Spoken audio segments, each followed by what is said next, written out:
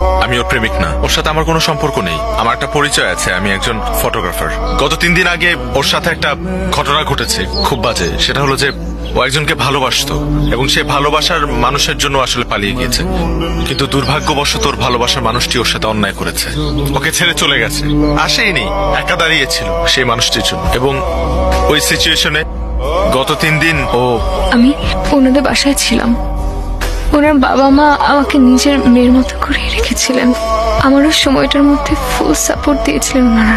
শুধু একটা রিকোয়েস্ট আপনাদের 4 জনের কাছে, ওকে না ওই আগের কথাটা মনে করিয়ে দিবেন না, ওকে কিছু বলবেন না, কারণ ও আবার আপসেট হয়ে যাবে। থ্যাঙ্কস ব্রাদার, তুমি আমার ফ্যামিলির জন্য যে কাজটা করেছো সেটার জন্য আমার ফ্যামিলি সারা জীবন তোমার কাছে কৃতজ্ঞ থাকবে। গত 3টা দিন আমাদের ফ্যামিলির উপর দিয়ে কি গেছে সেটা আমরা ছাড়া কেউ জানে না। তুমি না থাকলে জিনিসটা হয়তো আরো খারাপ হতে পারত। এটা তোমার বাসা মনে করবা, তুমি আজকে থেকে আমার পরিবারেরই একটা অংশ। যখন মন চাইবে চলে আসবা।